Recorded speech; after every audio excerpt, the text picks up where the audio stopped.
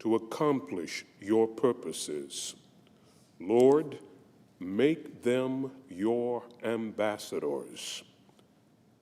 May they arrange their priorities according to your will and view their challenges from an ethical perspective, striving to seek your will in all they think, say, and do. May they find in challenging moments opportunities to renew their faith in you. We pray in your merciful name. Amen. Will you please help me with the Pledge of Allegiance?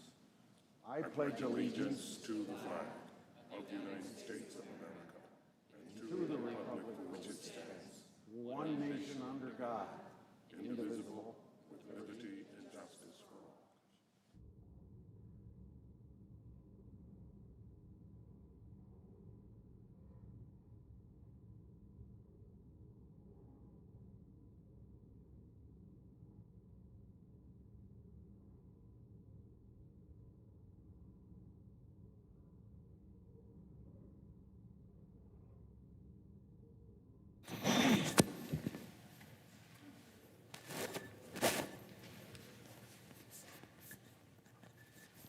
Mr. President, The senator from Iowa. I ask permission to address the Senate for 1 minute. Without objection. I want to wish all Iowans and maybe in turn all Americans a Happy New Year. As 2020 begins, I'm focused on passing the United States-Mexico-Canada trade agreement. I'm leading a meeting of the Finance Committee tomorrow to report out the bill so the Senate floor can have a vote as imminent as possible. I'm continuing to work in a bipartisan way to lower the cost of prescription drugs with the Grassley-Wyden Prescription Drug Pricing Reduction Act. And in the coming weeks, I will begin my 40th annual 99 county tours of my state to continue to hear what's on the minds of Iowans so I can better serve them in the United States Senate. I look forward to remaining in touch with Iowans as the new decade begins. I yield the floor and suggest the absence of a quorum. Clerk will call the roll. Mr. Alexander.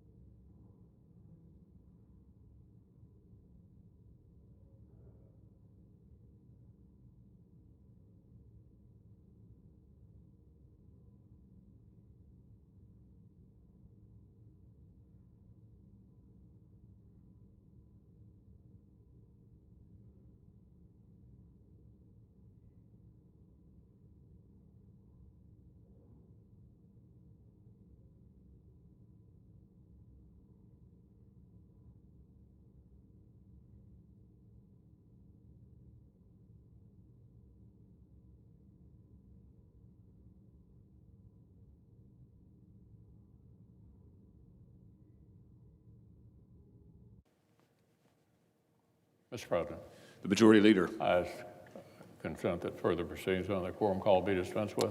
without objection. As the Senate convenes this afternoon, we found our nation facing two grave and serious choices. One concerns our unity at home and the future of our Constitution. The other involves our strength abroad and the security of our homeland. Both situations demand serious, sober treatment from Congress.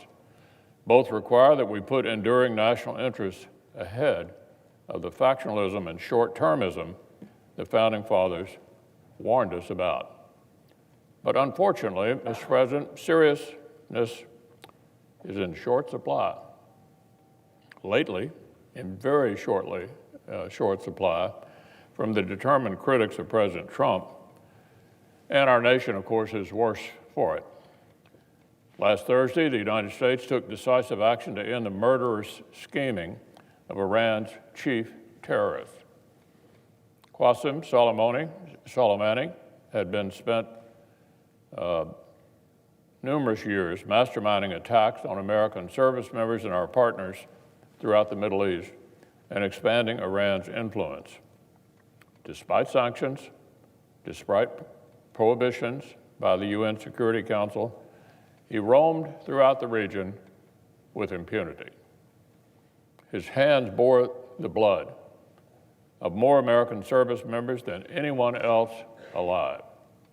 Hundreds of American families have buried loved ones because of him.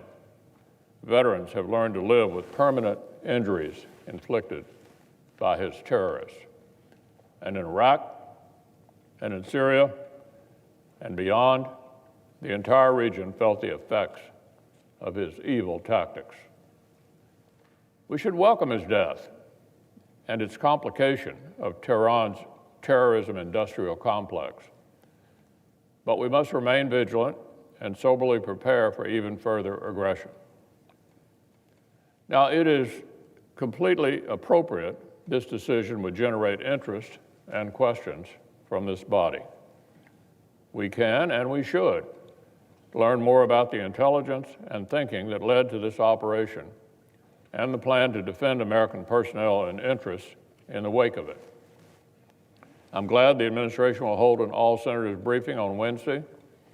It'll be led by Secretary of Defense Esper, Chairman of the Joint Chiefs of Staff, General Milley, Secretary of State Pompeo, and CIA Director Haspel.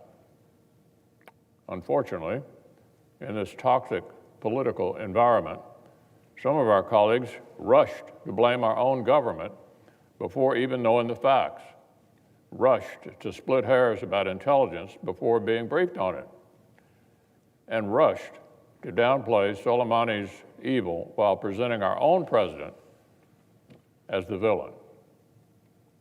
Soon after the news broke, one of our distinguished colleagues made a public statement that rightly called Soleimani a murderer, and then amazingly walked that message back when the far left objected to the factual statement. Since then, I believe all her criticism is directed at our own president. Another of our Democratic colleagues has been thinking out loud about Middle East policy on social media. Mere days before President Trump's decision, this senator tore into the White House for what he described as weakness and inaction. No one fears us, he complained. Trump has rendered America impotent in the Middle East. But since the strike, a complete 180. That same senator has harshly criticized our own president for getting tough. Ludicrously, he and others on the left have accused the administration of committing an illegal act and equated the removal of this terrorist leader with a foreign power assassination of our own Secretary of Defense. Well, here's what one expert had to say about it.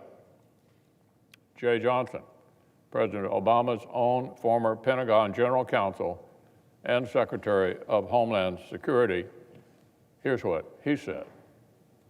If you believe everything that our government is saying about General Soleimani, he was a lawful military objective, and the president, under his constitutional authority as commander-in-chief, had ample domestic legal authority to take him out without an additional congressional authorization.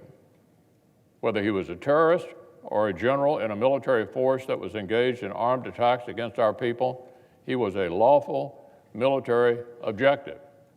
That's the former Secretary of Homeland Security in the Obama administration, Jay Johnson, an expert on these things. And our former colleague, Joe Lieberman, who ran for vice president on the Democratic ticket in 2000, wrote this morning that in their uniformly skeptical or negative reactions to Soleimani's death, Democrats are creating the risk that the U.S. will be seen as acting and speaking with less authority abroad at this important time. That's how a former Democratic senator sees it. Look, the Senate is supposed to be the chamber where overheated partisan passions give way to sober judgment. Can we not at least wait until we know the facts? Can we not maintain a shred, just a shred, of national unity for 5 minutes? For 5 minutes before deepening the partisan trenches? Must Democrats' distaste for this president dominate every thought they express and every decision they make? Is that really the seriousness that this situation deserves? The full Senate will be briefed on Wednesday. I expect the committees of oversight will also conduct hearings, and the senators will have plenty of opportunities to discuss our interests and policies in the regions. So I would urge my colleagues to bring a full awareness of the facts, mindfulness of the long history of Iran's aggression toward the United States and its allies, and a sober understanding of the threat Iran continues to pose. Could we at least remember, we're all Americans first, and we're all in this together. Now, meantime, at this dangerous time, House Democrats continue to play political games with their partisan impeachment of the commander-in-chief. Last year, House Democrats conducted the least thorough, most rushed, most unfair impeachment inquiry in history. For weeks, Democrats said they could not wait for due process, could not conduct a normal or fair inquiry, because removing the president from office was so incredibly urgent. Incredibly urgent. Well, the unseriousness was obvious then and should be even more obvious now, because Speaker Pelosi is now sitting on the articles she claimed were so very urgent. She's delayed this indefinitely so that the architects of the failed House process can look for ways to reach over here into the Senate and dictate our process as well. Democrats have tried to insist that the Senate deviate from the unanimous bipartisan precedent set in the 1999 trial of President Clinton and write new rules for President Trump. They've tried to pre-commit the Senate to redoing House Democrats' slapdash work for them and pursuing avenues that Chairman Schiff himself didn't bother to pursue. Mr. President, the Senate has a unanimous bipartisan precedent for when to handle mid-trial questions such as witnesses in the middle of the trial, was when that was done the last time, and that's the way it should be done this time. In 1999, every single U.S. senator agreed to establish basic parameters for the start of the trial up front and reserve mid-trial questions such as witnesses until later. The vote was 100 to nothing. That was good enough for President Clinton, so it ought to be good enough for President Trump. Fair is fair.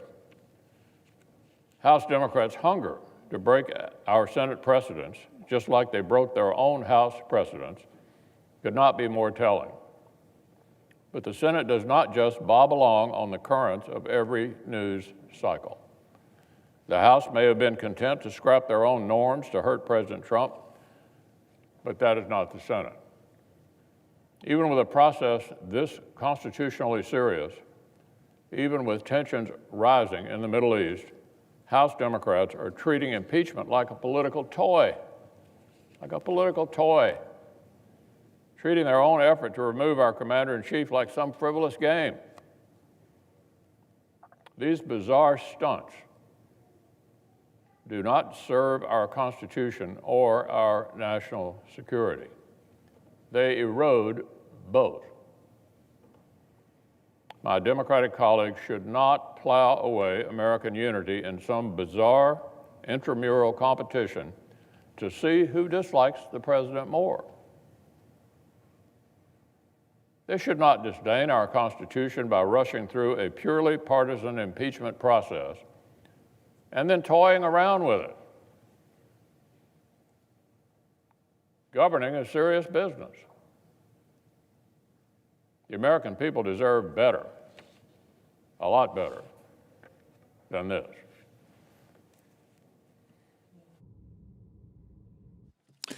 Under the previous order, the leadership time is reserved. Morning business is closed. Under the previous order, the Senate will proceed to executive session to resume consideration of the following nomination, which the clerk will report. Nomination, Small Business Administration, Jovita Carranza of Illinois to be administrator.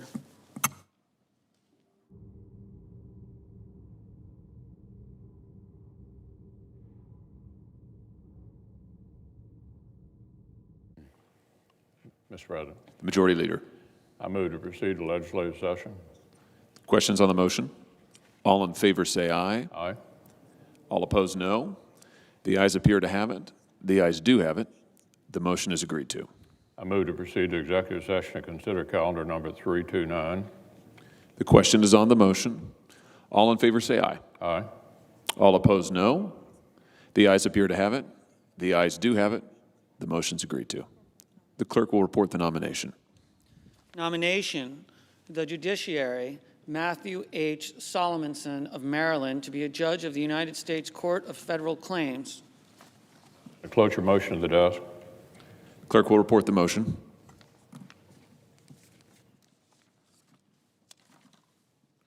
Cloture motion. We, the undersigned senators, in accordance with the provisions of Rule 22 of the Standing Rules of the Senate, do hereby move to bring to a close debate on the nomination of Matthew H. Solomonson of Maryland to be a judge of the United States Court of Federal Claims for a term of 15 years, signed by 17 senators. Ayes consent to read the nays be waived.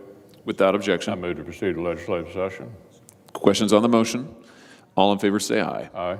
All opposed, no. The ayes appear to have it. The ayes do have it. The motion's agreed to. I move to proceed to executive session to consider calendar number 462. Questions on the motion? All in favor say aye. Aye. Opposed say no. The ayes appear to have it. The ayes do have it. The motion's agreed to. Clerk will report the nomination.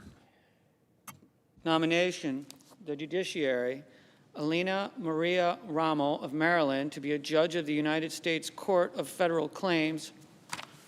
I send a cloture motion to the desk. Clerk will report the motion. Cloture motion. We, the undersigned senators, in accordance with the provisions of Rule 22 of the Standing Rules of the Senate, do hereby move to bring to a close debate on the nomination of Elena Maria Ramo of Maryland to be a judge of the United States Court of Federal Claims for a term of 15 years, signed by 17 senators. Ayes consent to read the nays be waived. Without objection. I move to proceed to legislative session. Questions on the motion? All in favor say aye. Aye. All opposed, no. The ayes appear to have it. The ayes do have it. The motion's agreed to.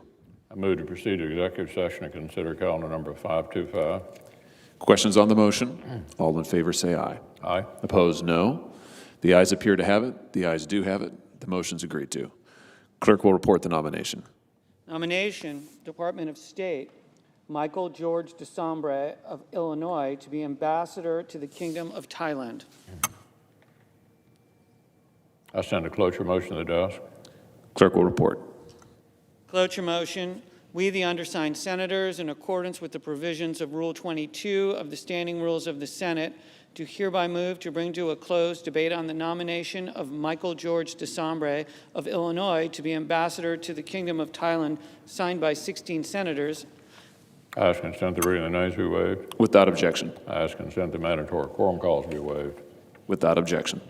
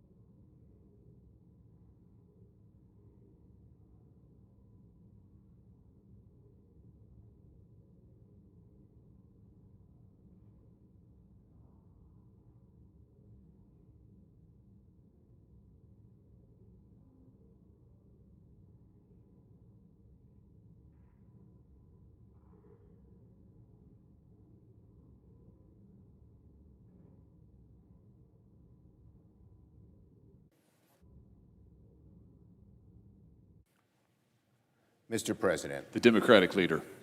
now it's been 4 days since the United States carried out a military operation that killed Major General Qasem Soleimani, the commander of the Islamic Revolutionary Guard Corps Quds Force.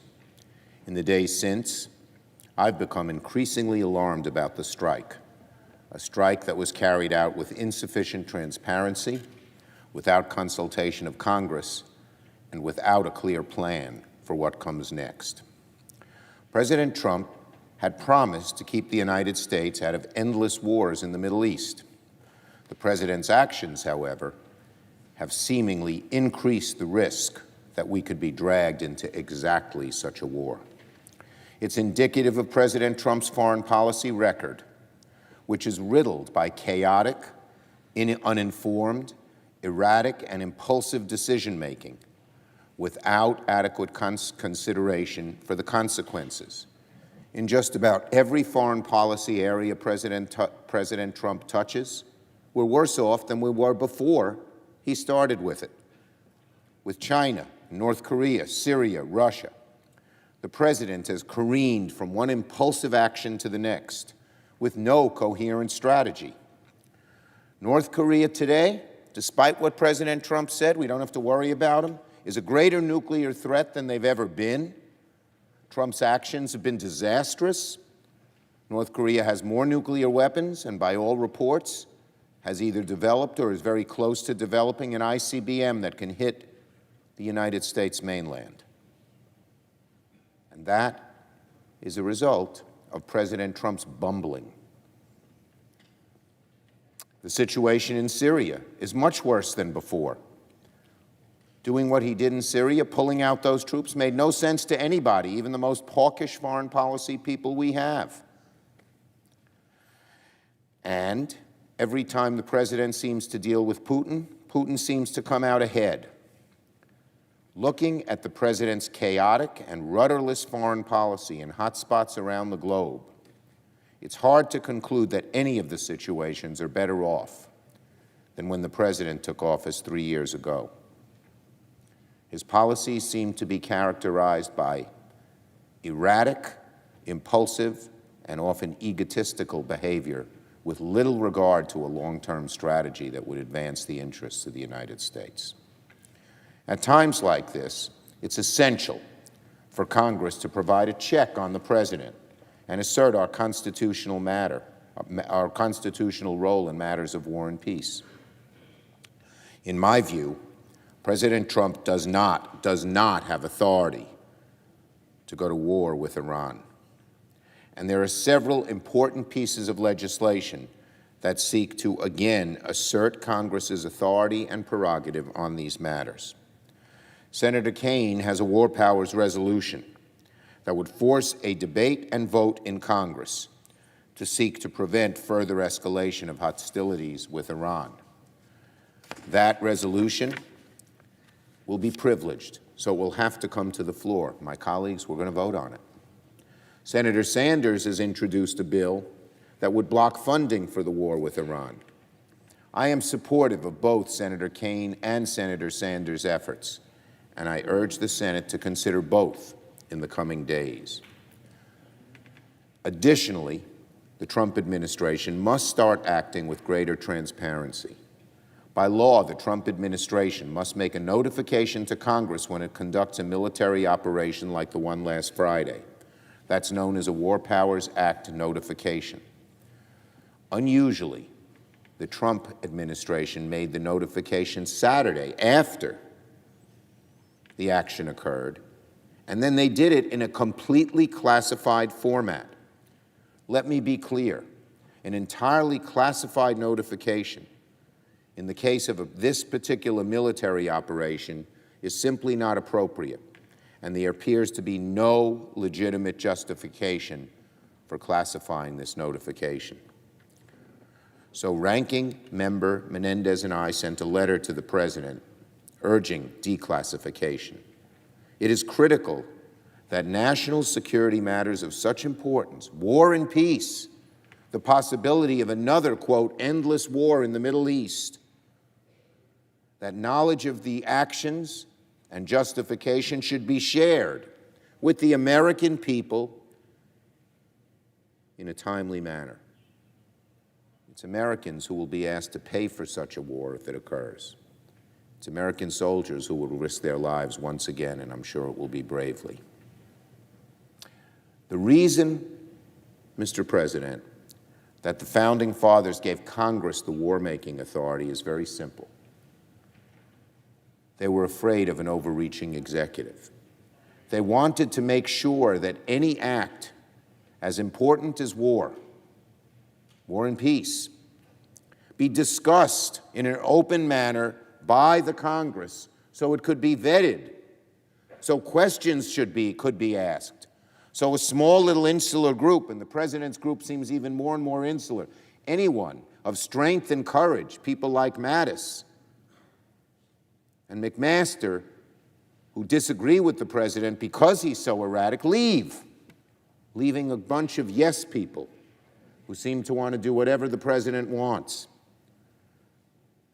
And that means that having a debate in Congress where questions are asked, coming to the American people so that people can hear a justification and see if it's actually a valid one, is vital. The administration still has to answer several really crucial questions about their actions last week. Among them, Iran has many dangerous surrogates in the region and a whole range of possible responses. Which response do we expect? Which responses do we expect? Which are the most likely? What do we know about what Iran would plan to do in retaliation? And then, what are our plans to counter all of these responses? And how effective does our military, does our CIA, does our State Department think these responses will be? Next question, what does this action mean for the long-term stability of Iraq? What does it mean to our presence in Iraq? And what does it mean to the trillions of dollars, trillions, and thousands of American lives sacrificed there? How does what we're doing now fit into that? How does the administration plan to manage any escalation of the hostilities? And how does the administration plan to avoid a larger and potentially endless conflagration in the Middle East? These are crucial questions. Not one has been answered by the President or anyone in an administration. All of the tweeting and all of the bravado is no substitute for strategic thinking and long-term foreign policy goals and ways to achieve those goals. This administration seems to be devoid of that. It certainly was when it came to North Korea. It certainly was when it came to Syria. It certainly is when it comes to Russia. And it seems likely the same case is now occurring with Iran. The questions that I've mentioned at a minimum must be answered. This is an important moment for our nation. The American people need clarity that the Trump administration has a plan, not just a tweet, a plan to keep our troops, our nation, and our people safe. On impeachment. As my colleagues return from the holiday recess, one question looms before us. Will the United States Senate conduct a fair impeachment trial of the President of the United States?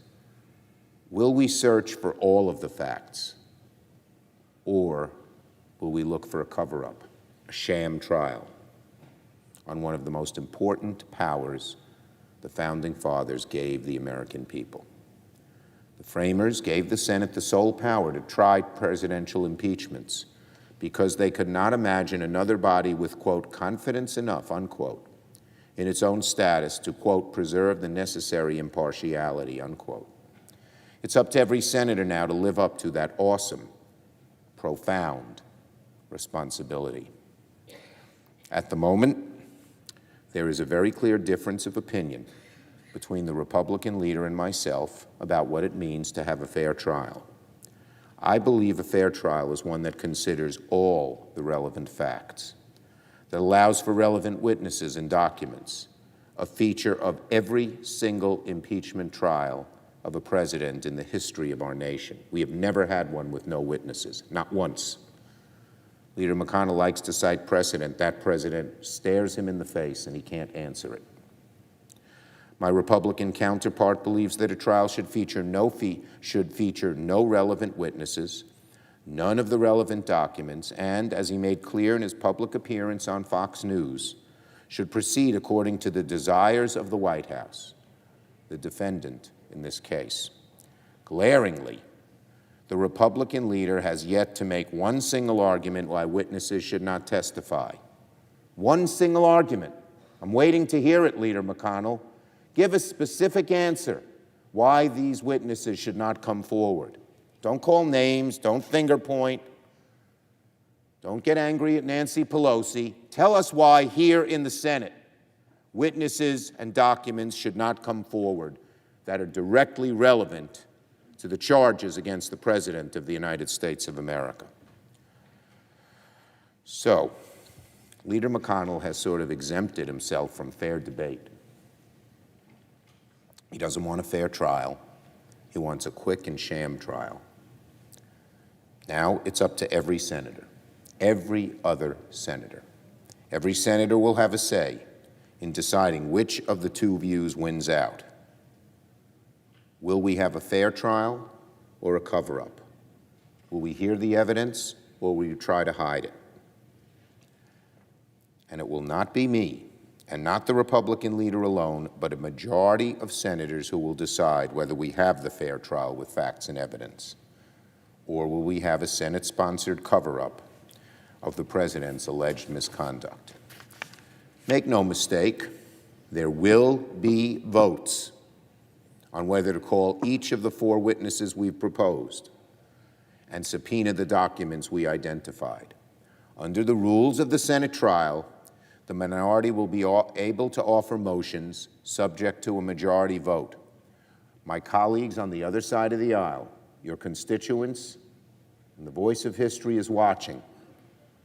You will be required to vote on whether we have a fair trial with witnesses and with documents, or you will say, I'm running away from the facts, I'm scared of the facts, I'll go for a cover-up. A few hours ago, the momentum for uncovering the truth in the Senate trial gathered even more momentum. One of the key witnesses I've asked for, Mr. John Bolton, former National Security Advisor to President Trump, correctly acknowledged that he needs to comply with the Senate subpoena for his testimony if issued.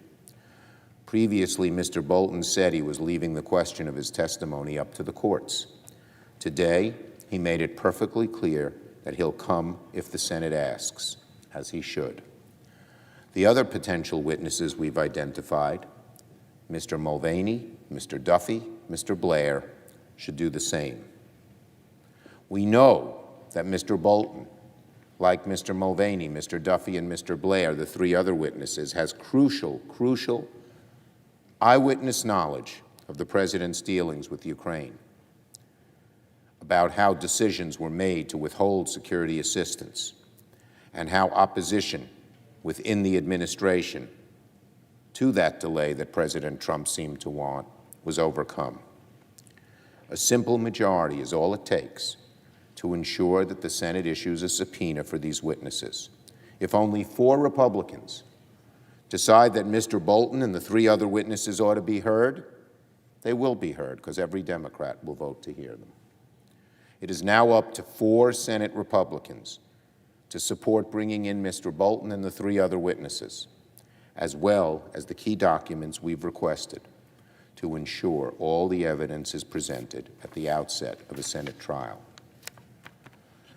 Given that Mr. Bolton's lawyers have stated he has new and relevant information to share, if any Senate Republican opposes issuing subpoenas to the 4 witnesses and documents we've requested, they would make it absolutely clear they're participating in a cover-up on one of the most sacred duties we have in this Congress, in this Senate, and that is to keep a president in check.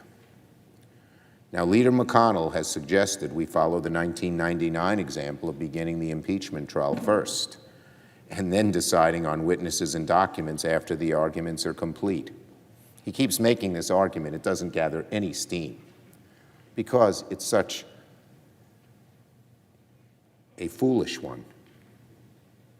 Let me again respond for the benefit of my colleagues. Witnesses and documents are the most important issue, and we should deal with them first. To hear Leader McConnell say no witnesses now, but maybe some later, is just another indication he has no argument against witnesses and documents on the merits. He's afraid to address the argument because he knows it's a loser for him.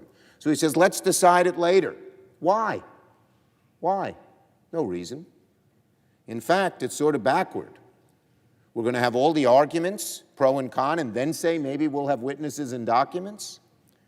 The arguments first and the evidence later? As I've said, Leader McConnell's view of the trial is an Alice in Wonderland view. First the trial, then the evidence.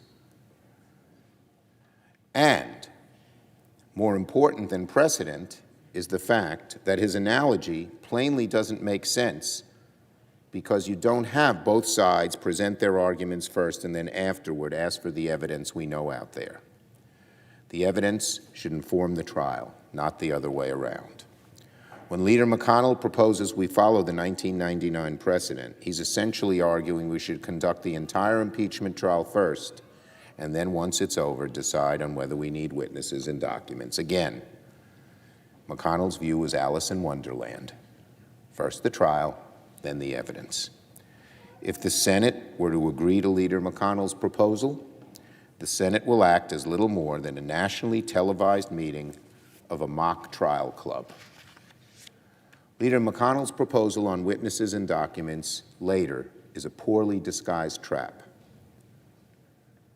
He's already actually made clear what his goals are. He said it on Fox News Radio. After we've heard the arguments, we ought to vote and move on. No witnesses, no documents.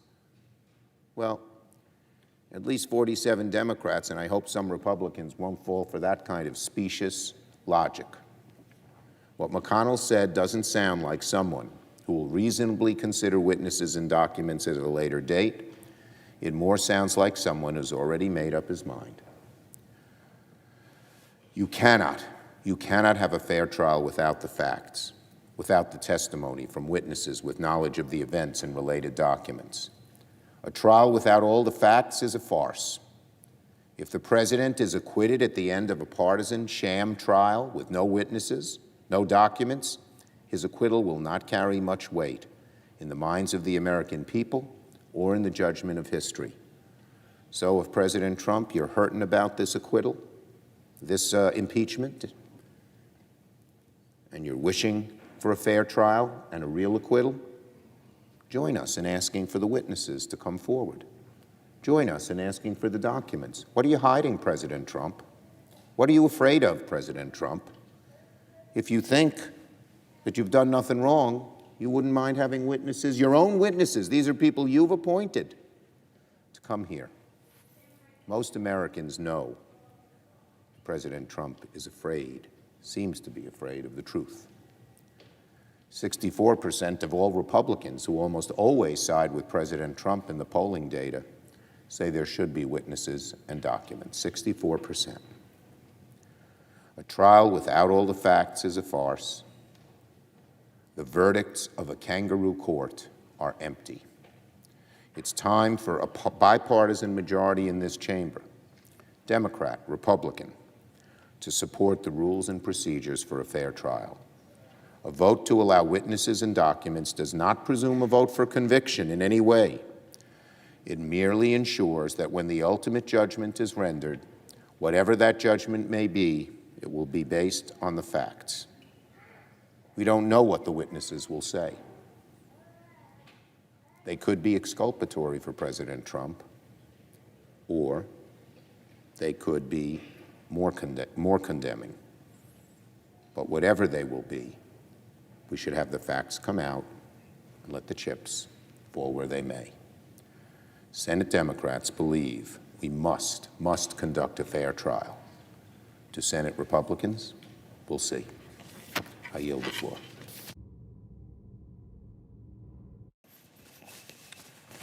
Mr. President. Senator from Texas. Mr. President, I have some prepared remarks talking about the Soleimani strike and some other related matters, but I want to take a moment just to respond briefly to my friend, the Democratic leader. There seems to be a lot of irony involved in this question of the articles of impeachment. First of all, of course, Speaker Pelosi, who said this is an urgent fulfilling of a constitutional duty. Once the articles of impeachment were voted on in the House, she's been radio silent and appears to be getting cold feet on whether or not she will even send the articles of impeachment to the Senate. So I would suggest that the first thing we need to know is Speaker Pelosi actually serious about this? Because if she's not, there's no occasion for us to even begin this conversation about how the Senate trial will proceed. Speaker Pelosi is mistaken if she thinks she can direct or influence the Senate's decision on how the trial will proceed. In fact, one of the things I'm pretty sure of is the Senate will not replicate the circus-like atmosphere of the impeachment inquiry in the House, which has been one of the most partisan undertakings that I've seen in my time in the Senate. I think they're really grasping at straws now, recognizing that they did a poor job developing the case and leading to the two articles of impeachment.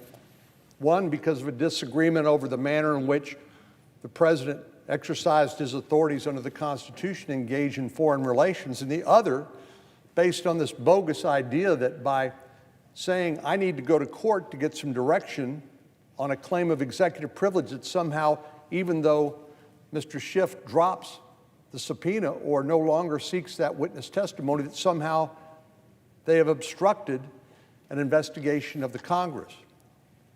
All of this without even alleging any crime. But I suggest that the Senate is an institution that follows the rules, and we follow our precedents. The most obvious precedent for this impeachment trial is the Clinton impeachment trial. There, we saw 100 senators agree to a procedure which allowed both sides to present their cases, after which there was a vote to see whether additional testimony would be required.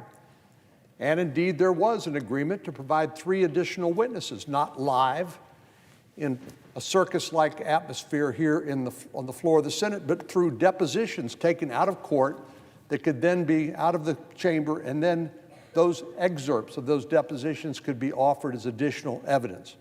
That's the procedure that was supported by the Democratic leader, the senator from New York. And I suggest that what's fair for President Clinton is fair for President Trump.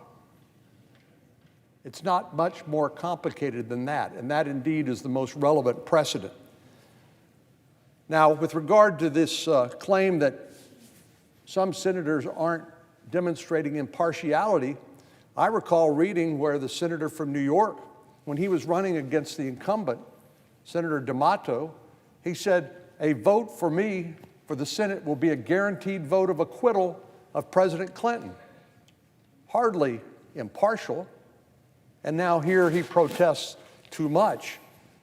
And I think demonstrates his hypocrisy when it comes to the standard by which he holds himself and others. And I'm sorry, Madam President, I just can't believe that Elizabeth Warren, Senator Warren, and Senator Sanders would qualify under anybody's definition as an impartial juror. But that's our constitutional system. I think what's happened, they realize that their case is falling short of any standard by which a president would be convicted and impeached, and they're simply grasping at straws. So, Madam President, on another matter, last Friday, Americans woke up to the news that one of the most brutal terrorist leaders in the world had been killed. Qasem Soleimani was killed in an airstrike by America's military, bringing to an end his decades-long reign of terror. You could legitimately call General Soleimani a master of disaster, because that defined his entire professional life as a leader of Iran's military.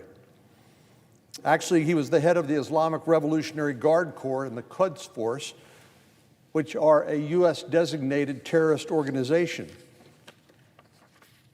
General Soleimani was the most consequential military leader in Iran, which has been designated by the U.S. State Department as a state sponsor of international terrorism since 1984.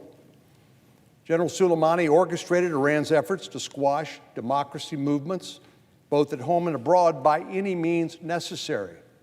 He and his army of terrorists exported violence around the region and engaged in gross human rights violations against the Iranian people. If you're curious how the Iranian government treats its own citizens, just look at the recent protests that started as complaints over increased gas prices. When Iranian citizens took to the streets in peaceful protests, the Ayatollah, the supreme leader, called them enemy agents and thugs, and the government attacked. As many as 450 Iranians were killed in those peaceful protests. Some 2,000 were injured and 7,000 were detained. This is not a government protecting its people. It's a network of criminals masquerading as a government. And one of the Ayatollah's most loyal henchmen was Soleimani. In addition to leading attacks on the Iranian people and fueling terrorist operations throughout the Middle East, he also played a crucial role in fomenting Syria's civil war. Soleimani helped finance and aid the butcher, known as Bashar al-Assad, in the slaughter of the Syrian people. The death toll in the Syrian civil war is estimated to be as high as half a million Syrians, and the number of refugees and internally displaced persons goes into the millions. While the greatest death and destruction orchestrated by Soleimani was concentrated in the Middle East, the United States was one of his and Iran's biggest targets. From the Iranian hostage crisis back in 1979 to the Khobar Towers bombing, to the recent shooting down of a U.S. drone and the death of an American contractor in Iraq, Iran's actions at every turn have demonstrated a desire to bring the chant "death to America" to reality. Soleimani was known to be responsible for the deaths of hundreds of American soldiers. He and the Iranian regime supplied explosively formed penetrators which cut through American armor like a hot knife through butter and left hundreds, indeed more than hundreds, maybe thousands or more American soldiers disabled as a result of this deadly instrument of war. Since 2003, at least 600 U.S. soldiers have been killed by Iranian proxies in Iraq, and many more injured, as I've said. I and others in this chamber have seen their activities firsthand at Brooke Army Medical Center, the Center for the Intrepid in San Antonio, and other places where they've received treatment, like Walter Reed Hospital here in Washington, D.C. It's where the victims of these Iranian improvised explosive devices were treated for amputation, for burns, or functional limb loss if they survived those injuries in the first place.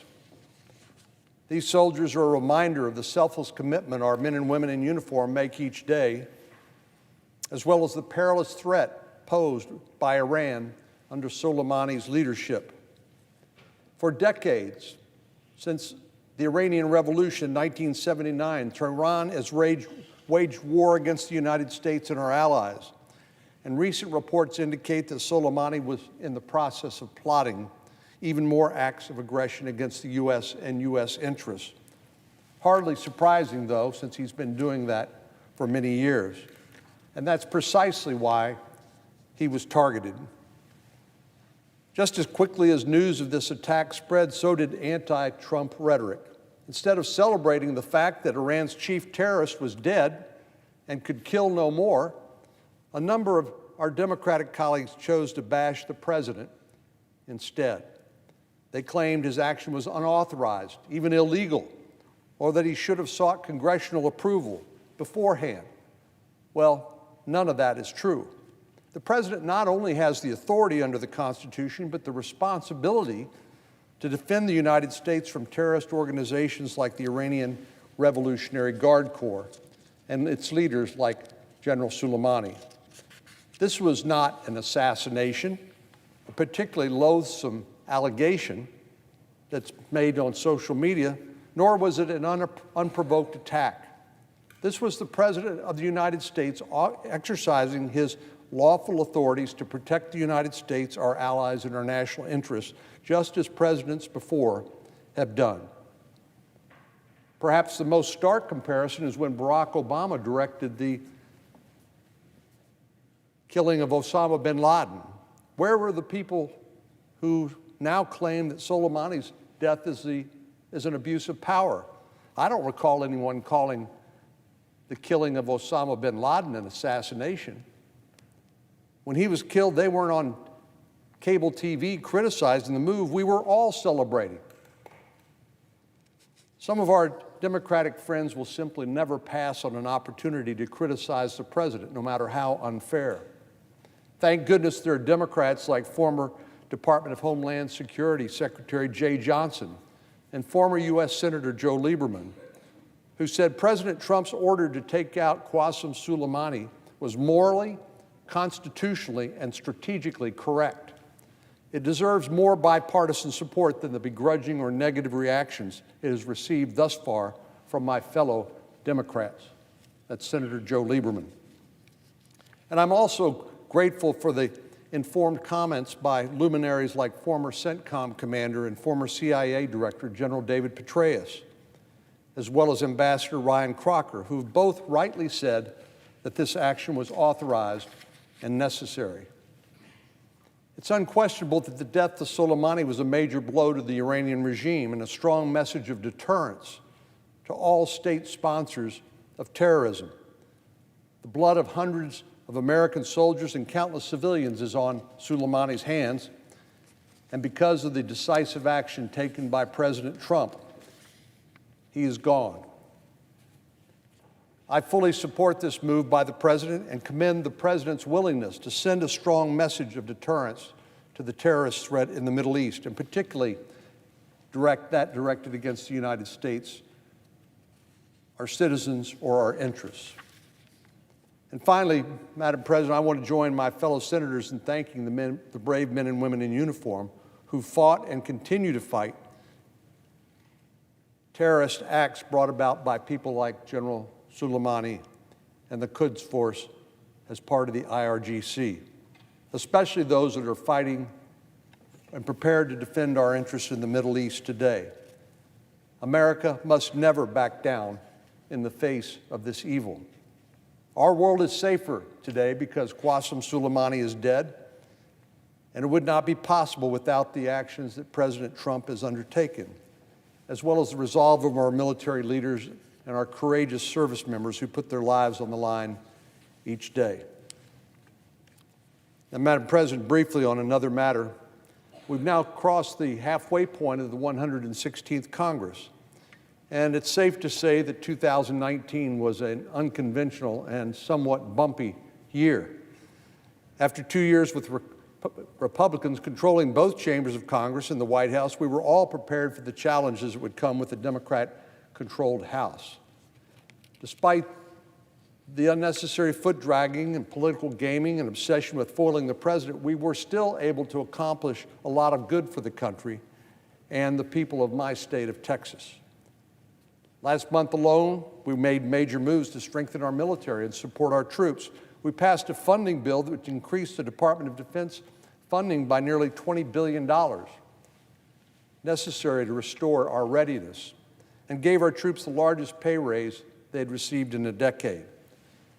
This complemented the National Defense Authorization Act, which authorized $400 million for military construction projects in Texas and 90 new F-35 Joint Strike Fighters that will be built in Fort Worth. It also included a number of provisions that I introduced to support our service members and veterans. In 2016, only 46% of active duty military voted by absentee ballot, and 1/3 of those who didn't vote said the absentee voting process was simply too complicated. To make that better, I introduced the Military Voter Protection Act, which became law last month. It makes the absentee voter registration process easier for service members stationed overseas, so a complicated trail of paperwork doesn't prevent them from casting their well-deserved ballot.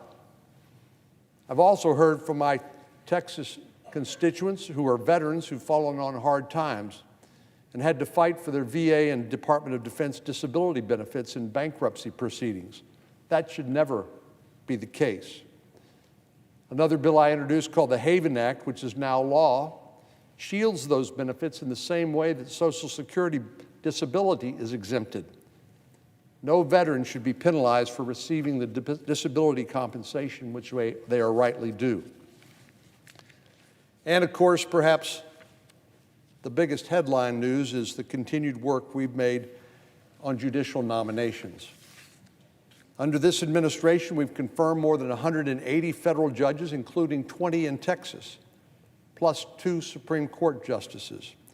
And though we're still 1 year shy of the end of President Trump's first term, we've already confirmed more circuit court judges than in any president's first term in the past 4 decades. Having these impressive judges on the federal bench will be a tremendous benefit to the entire country for generations to come, and we'll keep working to confirm even more. Over the last year, we've also built on our work to support victims of Hurricane Harvey, including the release of $4.6 billion in additional funding from a bill to support communities across the country, including those in Texas recovering from natural disasters. More than 2 years after the storm, many Texans are still rebuilding and sadly have had the added struggle of fighting to get their hands on federal funds already approved by Congress. In February 2018, Congress passed a funding package that included more than $4 billion in disaster mitigation for Texas, but more than a year later, folks at home still hadn't seen a dime of that money. This summer, I introduced a bill that would require the Office of Management and Budget to send those and any future funds approved by Congress within 90 days of its appropriation by Congress. Government bureaucrats should not be allowed to stand in the way between communities in need and funds already approved by Congress. And I'm happy that those funds are finally going out the door to these Texas communities. Another challenge that we've faced over the last year is the ongoing crisis at the border, which hit its peak in May. Local communities in Texas helped carry the weight of this humanitarian crisis, and which has placed serious strain on their ability to deliver basic services at the municipal and state level. They diverted taxpayer dollars from things like public safety, power, and clean drinking water to do a job that should have been done by the federal government in the first place: to secure our border. To right this wrong, we passed a funding agreement at my request that provided $30 million in reimbursements for local governments, states, and charitable organizations that have spent millions of dollars in response to this crisis, which seems to be ignored too often here in Washington, D.C. Nearly 40% of this initial funding went to Texas to meet immediate needs, and I expect another round to come soon to cover additional expenses. Another big victory came in the form of international trade.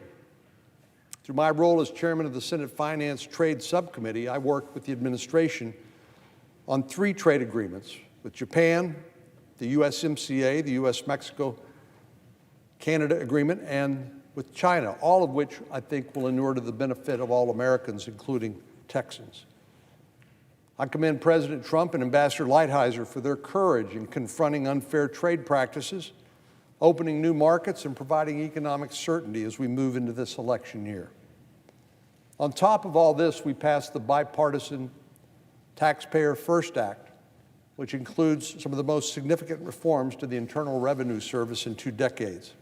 We stood with victims of domestic violence and sexual assault by finally passing the Debbie Smith Reauthorization Act, which strengthens our fight to end the rape kit backlog. We helped provide additional resources to secure America's elections against foreign interference, and the list goes on and on and on. It's safe to say, though, there are a number of items that could have been added to this list of accomplishments had they not been pulled in the political fray and this obsession with impeachment mania by the House of Representatives. 2 things that we could have done that were not accomplished as a result of this obsession were bills to reduce prescription drug pricing and to reauthorize the Violence Against Women Act, which the presiding officer has played such an important leadership role on. In both cases, there's broad bipartisan support for action, and in both cases, our colleagues on the other side of the aisle decided that political point scoring was more important than actually getting the job done. Thus, we found ourselves in an impasse. As we gear up for a new year, those will be 2 of the top items on my priority list, and I hope our Democratic colleagues will work with us this time around to get them done.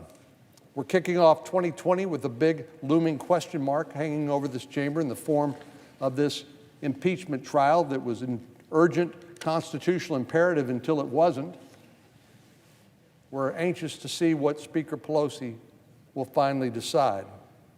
And we're waiting for the House to transmit the articles of impeachment, but we're not going to let the grass grow under our feet in the interim. We're going to keep working to notch more wins for the American people, confirm more federal judges, and pass the U.S.-Mexico-Canada trade agreement, hopefully before further delay. Madam President, I yield the floor. Senator from Missouri. Madam President, it has been 19 days today, 19 days since the House of Representatives impeached the President of the United States. 19 days since we were told that it was urgent that President Trump be impeached and removed from office. It was urgent for the safety of the country. It was urgent for national security. It was urgent to protect the Constitution of the United States. It was urgent. It had to be done now. The articles had to be rushed through. The rules had to be violated. There couldn't be due process. It was urgent. And where are we now? 19 days later, and the Speaker of the House has still not transmitted the articles to this body for a trial, has still not appointed managers for a trial, has still not exhibited the articles before this body for a trial. We now have the longest delay in American history in providing notice to this body and actually moving forward with a trial. And now I think we have a better sense of what was urgent. What was urgent was fulfilling the partisan vendetta that the Speaker of the House and the Democrats have against this president. What was urgent was overturning the results of an election that they have never accepted. That's what was urgent. But now that it's trying to actually try the case, well, now the Speaker and the Democrats aren't so sure. In fact, now they don't seem to want a trial. Now when it's time to put up or shut up, actually put the evidence forward to be judged, now Speaker Pelosi is saying she may withhold the articles indefinitely and prevent this body indefinitely from carrying out its constitutional responsibilities. After, of course, a bipartisan coalition in the House of Representatives voted against impeachment, I think we can probably see, the longer we wait, why the Speaker is so reluctant now to have a trial. It was a purely partisan process in the House. She had Democrats abandon her vote with Republicans in a bipartisan coalition against impeachment. And the articles don't even allege a crime. First time in American history, impeachment of a president, where no crime is even alleged in the articles, no evidence of a crime even presented. No wonder she doesn't want to have a trial. No wonder she is now sitting on the articles and won't permit a Senate trial to begin. Well, here's the problem with that, Madam President. The Constitution of the United States is really clear. The House has the power to impeach. They've done that. But the Senate, and the Senate alone, has the power to try. The Constitution, Article 1 says the Senate has the sole power to try impeachment cases, to adjudicate what has happened in the House, to examine the facts and to render a judgment of some sort. And now the House Speaker is attempting to prevent the Senate from carrying out its constitutional responsibilities, its constitutional prerogative. All of this division and rancor, all of this bitterness that she has put the country through now for months on end, she apparently wants to continue indefinitely and deny this body its constitutional responsibility to conduct a trial. It's been 19 days. It could be 90 days.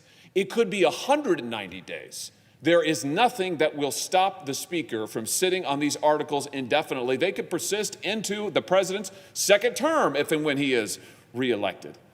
That's the situation that we are now facing. And if Americans are sick of this impeachment saga, this partisan circus now, just wait when we're still sitting here in October or January of next year or January of the year following or who knows when, without a trial, without adjudication, without any resolution. That's why, Madam President, it's time for this body to act.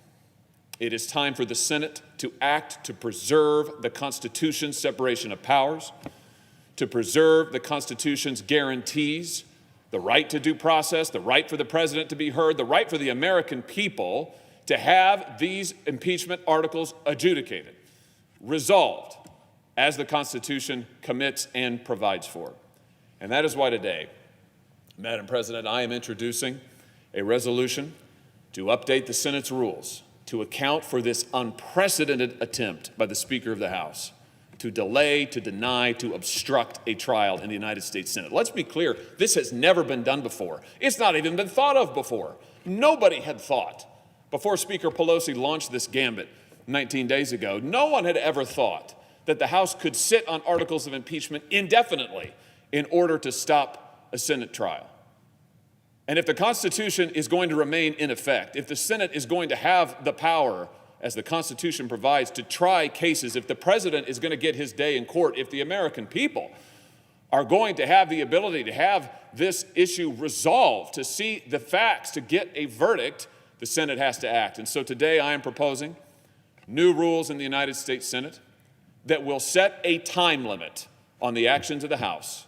It will give the House Speaker 25 days from the date that the articles were adopted and published, 25 days, to transmit those articles here to the Senate, to exhibit them as the House rules and Senate rules currently speak of and anticipate.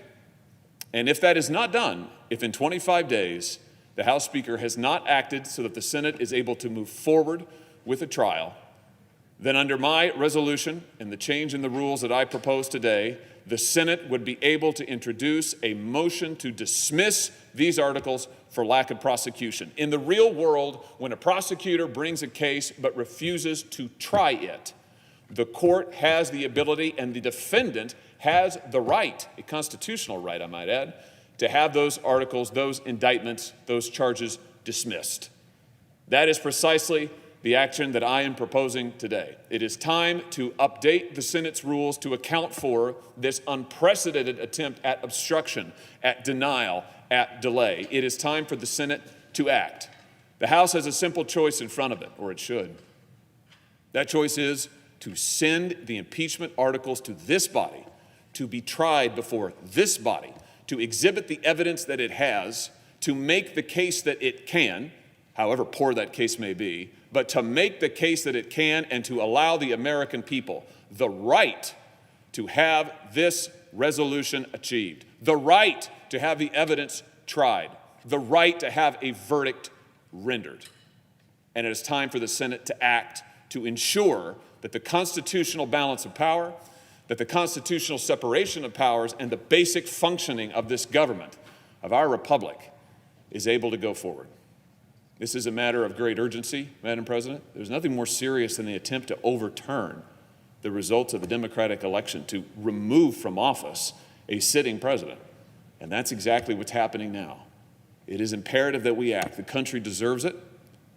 It is imperative for future Congresses, for the future of the country, that the Constitution not be subverted in this rush by Speaker Pelosi and Senate Democrats, House Democrats, to remove this president from office without evidence, on no basis, solely for partisan political purposes. We must defend the Constitution, Madam President, and we must act now to do so. I yield the floor. President.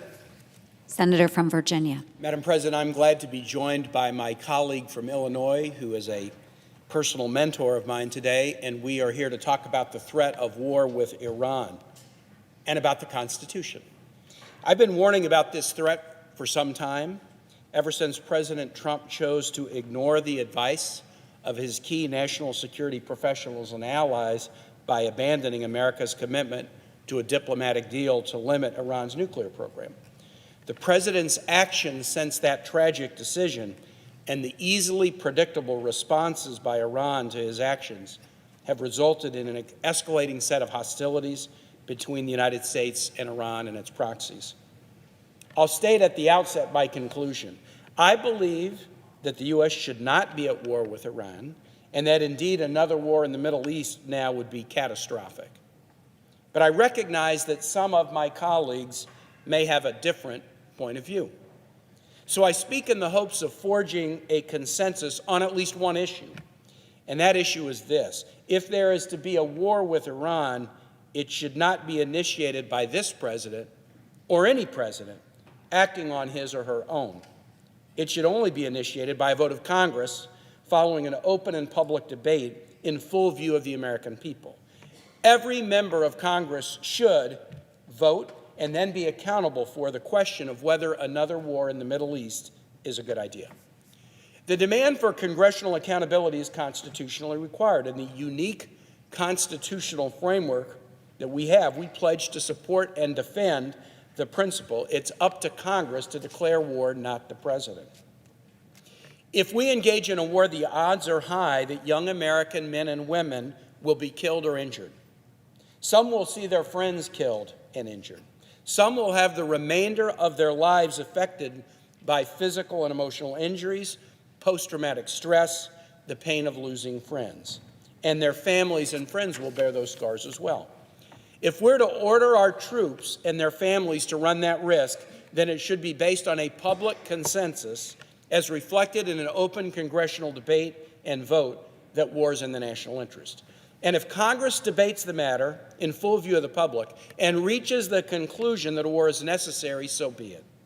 Even if I were to vote no, if the majority of my colleagues voted yes, I would agree that the decision to go to war was a legitimate basis to order our best and brightest into harm's way. But by what right do we consign our troops to possible injury and death if we are unwilling to have a debate and cast a vote ourselves. We cannot hide under our desks, outsource our constitutional duty to any president, and pretend that we can avoid accountability for war and its consequences. Over the course of this week, I will address 3 topics about the issue of war with Iran. The first subject, which I'll address today, is how did we get here? How did we come to the place where the U.S. and Iran are trading violent attacks against one another, and what does that mean for our country, the region, and the world? In the coming days, I'll address 2 additional topics. I will discuss how Congress should reclaim its constitutional war-making powers by acting on a privileged resolution that Senator Durbin and I have filed on January 3rd to remove U.S. troops from hostilities with Iran unless Congress passes a new declaration or legal authorization initiating such war. The resolution, which is also being offered on the House side by Representative Slotkin, will give all 535 members of Congress the opportunity to declare where they are on the advisability of a war with Iran, and it will also give them an opportunity to affirm their commitments to their oaths of office. Finally, later in the week, I will address the larger question of how the United States should de-escalate tensions in the Middle East so that we might better protect American lives and promote peace and stability in a very turbulent part of the world. How did we get here? The U.S. and Iran have a very troubled history. When Iran's democratically elected Prime Minister, Mohammad Mossadegh, supported efforts to nationalize private energy resources, the U.S. and Britain orchestrated a coup that led to his ouster in 1953. The overthrow of Iran's democratic government, partially with U.S. support, led to the strength and rule of Shah Mohammad Reza Pahlavi, who ruled Iran as an emperor until he was overthrown in the Iranian Revolution in 1979. His dictatorial rule, with strong support from the United States, increasingly alienated the Iranian population. When he fled the country during the revolution, Iran abolished the monarchy and declared itself an Islamic republic. Within a few months after the revolution, Iranian protesters took over the American embassy in Iran. Those of us who saw the protests outside the American embassy in Baghdad last week, the images of the Iranian embassy hostage-taking in 1979 were at the front of our mind. The protesters cited America's role in the 1953 coup, and they asked the U.S. to return the Shah, who had come to the U.S. seeking medical attention, to Iran for trial. The U.S. refused. Iran held 52 Americans hostage for more than 440 days until they were finally released in the first days of the Reagan administration. After this attack, this inexcusable attack on the American embassy, U.S.-Iran diplomatic relations were severed. The U.S. has imposed significant economic sanctions against Iran for decades. The U.S. provided support for Iraq in its war, 8-year war against Iran, a war in which hundreds of thousands of Iranians were killed. And in 1988, the U.S. Navy cruiser, the USS Vincennes, shot down an Iranian commercial airliner, killing 290 passengers and its crew. Iran has engaged in hostilities against the United States and our allies during this time as well, in many settings, through targeted attacks and assassinations around the world, covert and overt support for terrorist organizations, development of weapons systems in violation of UN security resolutions. Iran has been directly responsible for the deaths of thousands of Americans and indirectly responsible for many, many more. These activities over many decades have led America for years to view Iran as a key promoter of terrorism and one of the most concerning nation-state adversaries of the United States. In recent years, a particular focus has been Iran's nuclear program. Despite Iran's claim that it sought nuclear power purely for peaceful purposes, legitimate suspicion of its intent led to a global campaign led by the United States to sanction Iran even more as a means of getting the country to abandon its quest for nuclear weapons. After years of negotiations between 6 nations, France, Britain, the US, Germany, Russia, China, and Iran, an agreement was reached in 2015 whereby Iran would pledge never to seek, acquire, or develop nuclear weapons in exchange for gradual relaxing of the U.S. sanctions against Iran. The agreement, known as the JCPOA, contains strict limits on Iran's nuclear program that would gradually relax over 25 years. Iran's pledge to never acquire or develop nuclear weapons was permanent, as was its commitment to abide by the inspection protocols of the International Atomic Energy Agency to ensure compliance with that fundamental pledge. The JCPOA was not perfect, but it carefully preserved the ability of the U.S. and other nations to continue sanctions against Iran for its other activities, and it offered an opportunity for the first time in 4 decades for the U.S. and Iran to communicate through an established diplomatic process. As the Trump administration took office, the president pledged to undo this diplomatic deal, the JCPOA. The nations that agreed to a deal pointed out that Iran was complying with the deal, as did the IAEA. And the key officials of President Trump's national security team, Defense Secretary Mattis, Secretary of State Tillerson, National Security Advisor McMaster, the chairman of the Joint Chiefs of Staff, General Dunford, all agreed that the agreement was working and should be maintained. But President Trump made the decision that the U.S. should abandon the diplomatic deal. The U.S. abandonment of a working diplomatic deal was historic. No U.S. president had ever walked away from a diplomatic commitment of this kind. Many of us at the time warned the president that abandoning diplomacy against the advice of allies and our national security professionals would likely lead us to an unnecessary war. It was just a matter of time. And indeed, since the beginning of the Trump administration, there have been increasing back and forth provocations that have now led us to a state of active hostilities between the United States and Iran.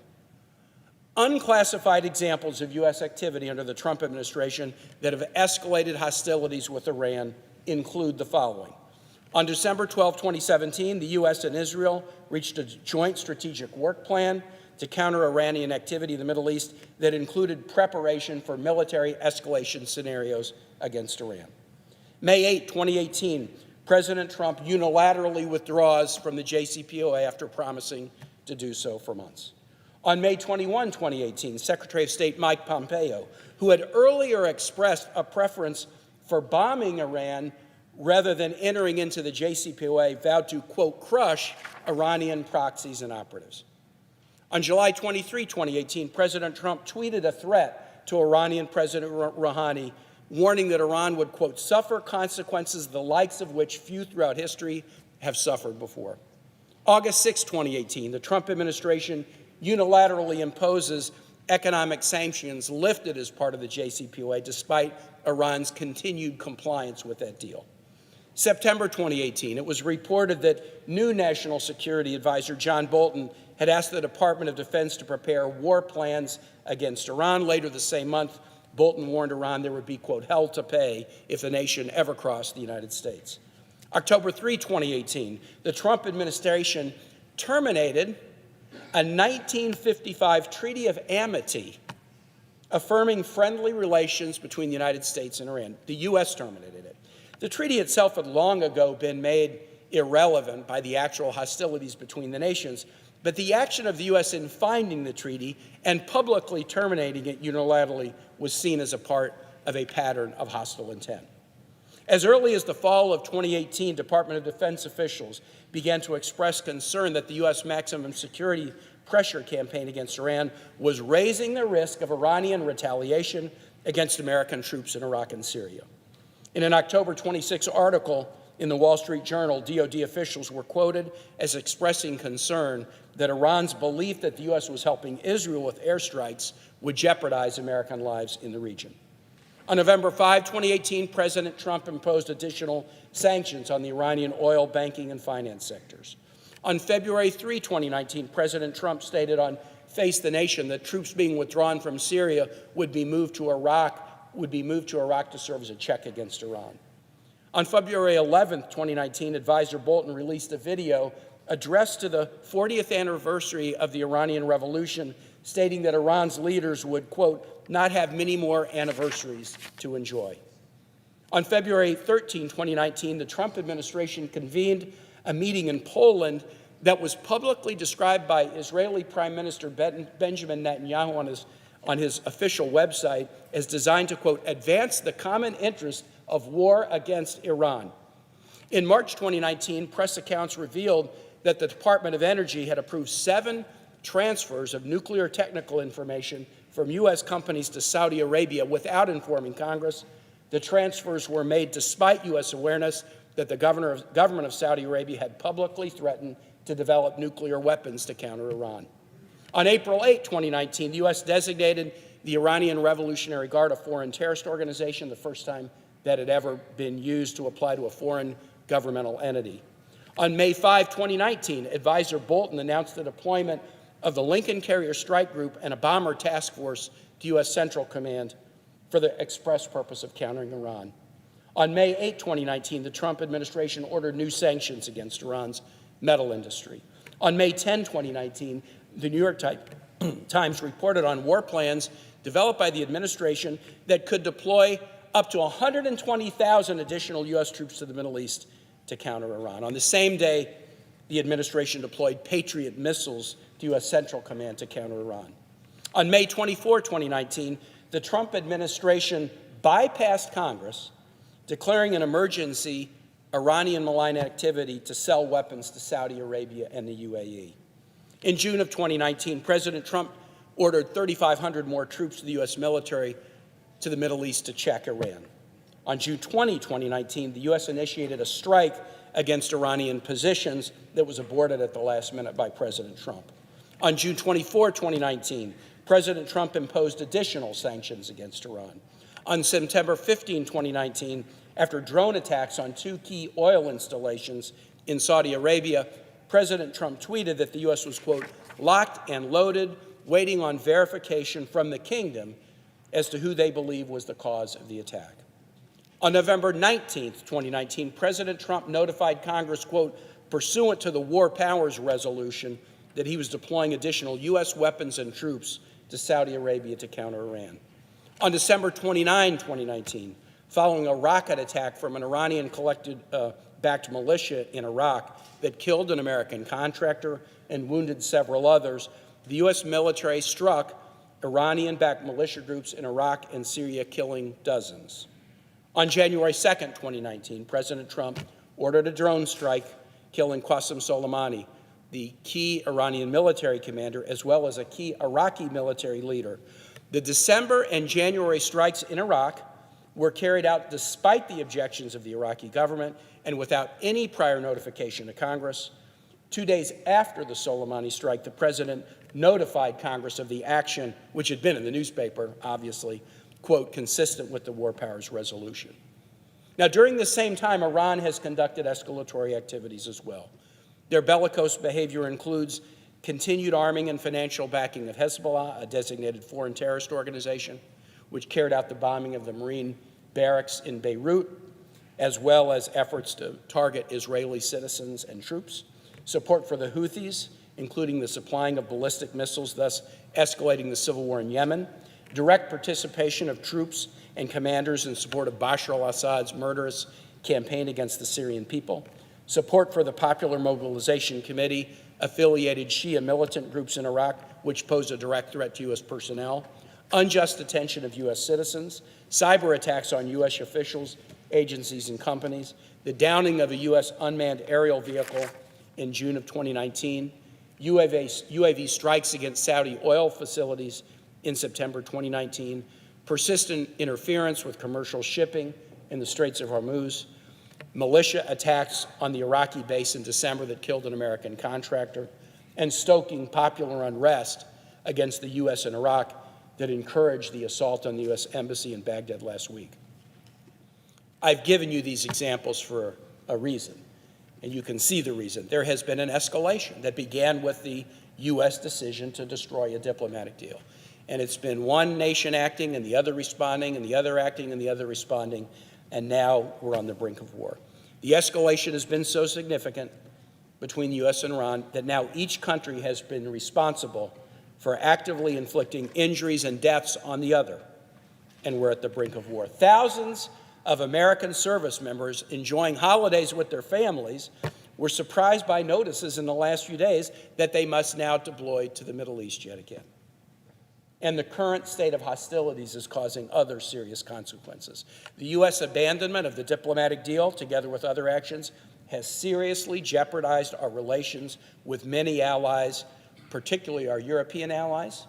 The U.S. abandonment of a diplomatic deal over a nuclear program has made it much harder to find a diplomatic deal with North Korea.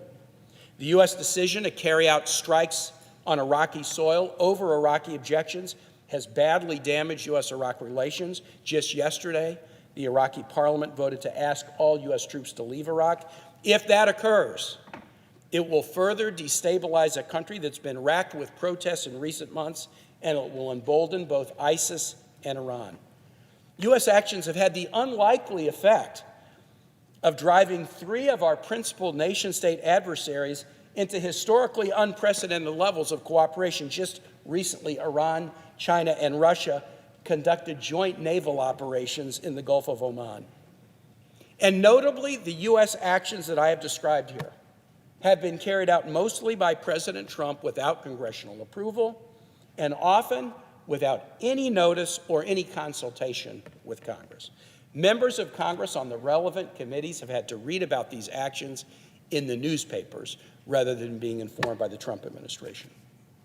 At this particular moment, with the specter of war so present, it is time for Congress to assert itself. We cannot let a president destroy American diplomacy on his own. We cannot let a president take our nation, take our troops, take our best and brightest into an unnecessary war on his own. Indeed, we cannot leave the lives of our troops up to the whim of this president or of any president. That's why Senator Durbin and I have introduced, pursuant to the same War Powers Act referenced by the president, a resolution that will force the removal of U.S. troops from hostilities with Iran unless Congress independently votes that we should be at war. Congress has the responsibility, and Congress must act to shoulder its responsibility. I'll offer more comments on the resolution later this week, but I appreciate the support of my colleague, as I've said in many ways, my mentor in the Senate, the senator from Illinois, and I yield the floor to him. Madam President, The Minority Whip. I want to thank the senator from Virginia for his clarion call for the United States Senate to accept its constitutional responsibility when it comes to the prospect of a war with Iran. He has referenced many times the War Powers Act. The War Powers Act, students of history remember, was passed by the United States Congress after the end of the Vietnam War so that Congress would assert with specificity its authority when it came to the execution of a war. The president at the time, Richard Nixon, opposed the War Powers Act and vetoed it.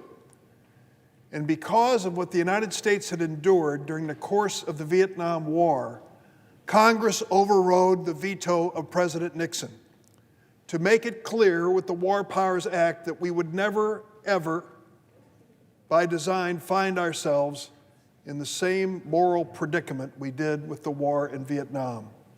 Almost 50,000 American lives lost in that war in Vietnam, a war which was not a declared war under the Constitution, but one which still exacted a heavy, incalculable price on American families.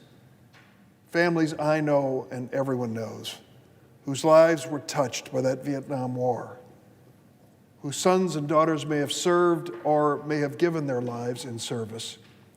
The decision was made in Congress, never again. We're not going to let this happen again. We're not going to find ourselves backsliding into a war. The American people, through their elected men and women representing them in Congress, will make the decision as to whether it is time for us to go to war. Will make the decision as to whether our men and women in uniform are going to risk their lives at war. The decision will be made by the American people through their elected representatives in Congress. It was not a novel idea. You find it in this little Constitution, which we're all handed when we take the oath of office. And as Senator Kaine of Virginia has noted, Article 1, Section 8, in just a few words says, "The Congress shall have the power to declare war." It's not equivocal.